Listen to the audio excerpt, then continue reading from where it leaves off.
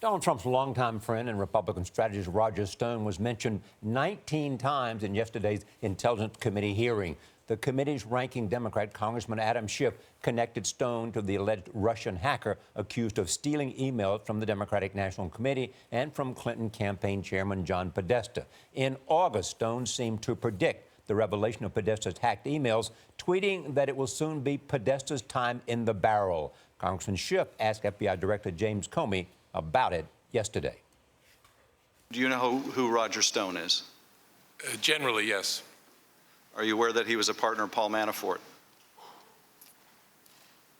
You know, Mr. Schiff, I'm worried we're going to a place I don't want to go, which is commenting on any particular person, and so I don't think I should comment. Do you know how Mr. Stone would have known that Mr. Podesta's emails were going to be released? It's not something I can comment on.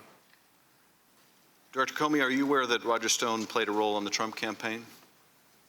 I'm not going to talk about any particular person here today, Mr. Schiff. Roger Stone is here for an interview you'll see only on CBS This Morning. Roger, good morning. Good morning. Have you talked to the FBI? I have not. Are you aware that you may be under investigation? Well, I have assumed that because page 1 of the New York Times on January 20th said that wiretap information on Trump aides was being used in an inquiry. So I assume that I have been under surveillance now for some time. What probable cause there is or what evidence that would dictate that, I don't know. Have they asked you, one way or the other, not to destroy any documents? The U.S. Senate Intelligence Committee has sent me a letter asking me to preserve documents, and I am doing so. How do you explain the fact that you said this quote about John Podesta, that he was soon going to be in a barrel? Because I wrote an extensive investigative piece on John Podesta, the organized crime in Russia, and money laundering for the Clinton Foundation, which is what my reference was to. So were you surprised when John Podesta's emails came out, as you seemed to predict ahead of time? I was interested, like the rest of the country. But were you surprised? No, I wouldn't say that I was surprised. There was an entire circle of Clinton aides whose emails seemed to get into the mix here. But the inference that my now completely public exchange with a hacker, Grucifer 2.0, who may or may not be a Russian agent, somehow constitutes collusion is not true, based either on the facts, on the actual text which I've released, or on the timing. Why are you talking to Grucifer and Julian Assange? I mean, first of all, I wrote a long piece for Breitbart News on Grucifer, and I think you will see that my exchange with him is entirely benign.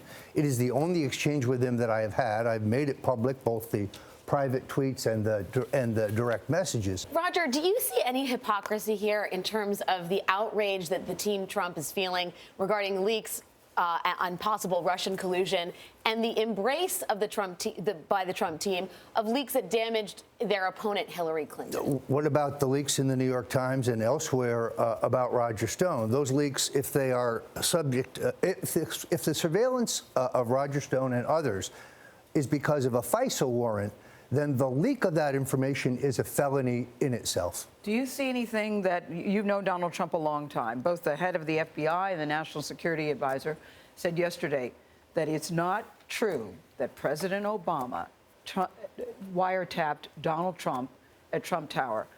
Yet the White House is doubling down on that, saying there is still more to come. Do you think now is the time, given all the information that we've seen, for your friend, your longtime friend, and you're a confidant, to say, listen, I was wrong and I'm sorry? No, actually, I don't. First of all, because the people you're referring to are the same people who said there were weapons of mass destruction and Hussein had them, who lied about rendition, who lied about torture at Abu. No. That's not the FBI director. He was not involved in that process. No, the intelligence services, the deep state, as a group. So you think that Americans should no longer trust the recommendations and assessments of the intelligence community? To think that our intelligence community has not been politicized would be naive. So that's a yes. Directly then, do you believe the FBI, do you believe that Trump Tower was under surveillance and was wiretapped?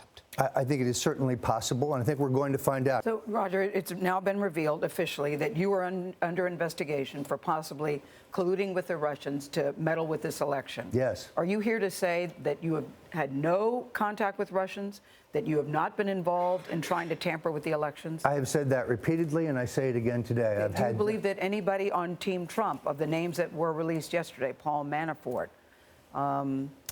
Michael Flynn, do you believe that any of them had anything to do? Well, obviously, Paul Manafort has been a friend of mine for a long time, an usher in my wedding. He denies it, and therefore I choose to believe him. I don't know General Flynn, but I would give him the benefit of the doubt. Carter Page, never heard of this guy, don't know him. So when people say where there's smoke, there's fire, in this particular case, you say what? Let me have my day in court. Roger Stone, thank you. Glad to be here.